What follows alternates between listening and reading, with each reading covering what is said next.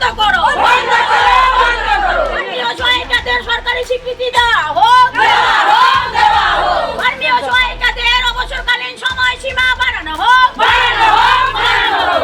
কর্মবিরতি চলছে, চলবে, চলছে, চলবে। ভূষণ ট্রাকার বন্ধ করো, বন্ধ করো, বন্ধ করো। বিভিন্ন দাবিতে সমগ্র রাজ্যের সঙ্গে করিমগঞ্জ জেলা বদরপুর আইসিডিএস এর অঙ্গনওয়াড়ি কর্মী সহায়িকারাও কর্মবিরতি পালনে নামেন।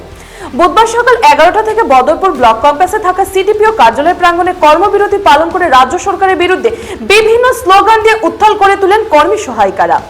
ধর্ণা ও কর্মবিরতি পালনের মধ্য দিয়ে তারা কড়া ভাষায় রাজ্যের মুখ্যমন্ত্রীর উদ্দেশ্যে স্মারকপত্র প্রদান করে তারা বলেন, যতদিন পর্যন্ত রাজ্য সরকার তাদের দাবি পূরণ না করেন ততদিন পর্যন্ত তারা কর্মবিরতি অভিযান চলবে।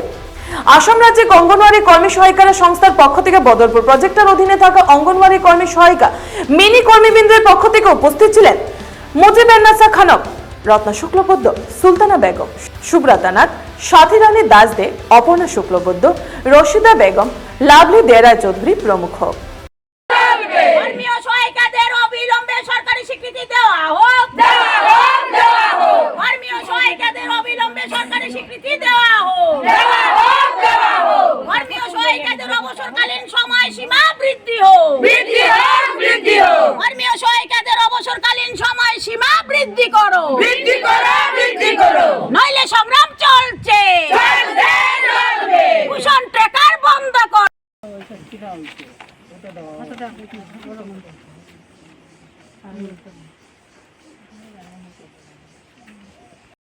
আজকে যে আপনারা এখানে সমবেত হয়েছেন, কিসের উদ্দেশ্যে সমবেত হয়েছেন?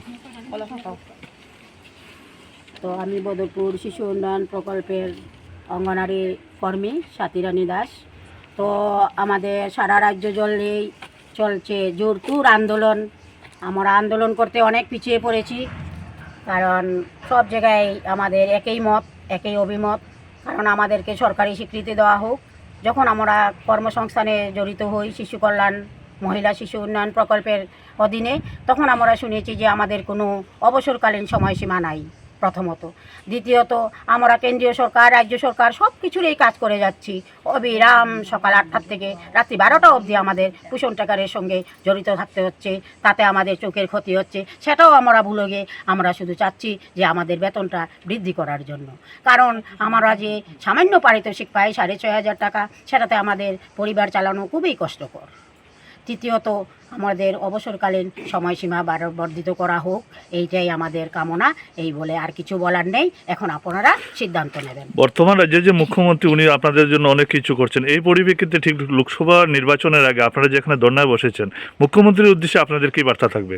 মুখ্যমন্ত্রীর উদ্দেশ্যে তো আমাদের একটাই কথা, যে উনি আমাদেরকে সরকারি স্বীকৃতি অবিলম্বে ধার্য করা হোক।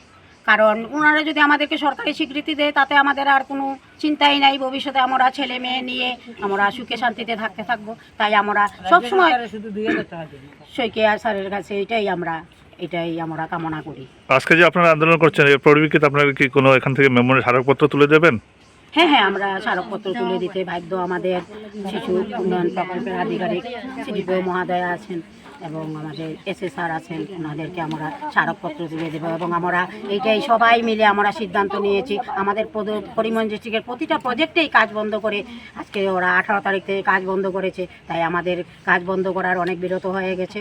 তাই আমরা সিদ্ধান্ত নিয়েছি যে 21শে মার্চ থেকে আমরা সবাই কাজ বন্ধ করব।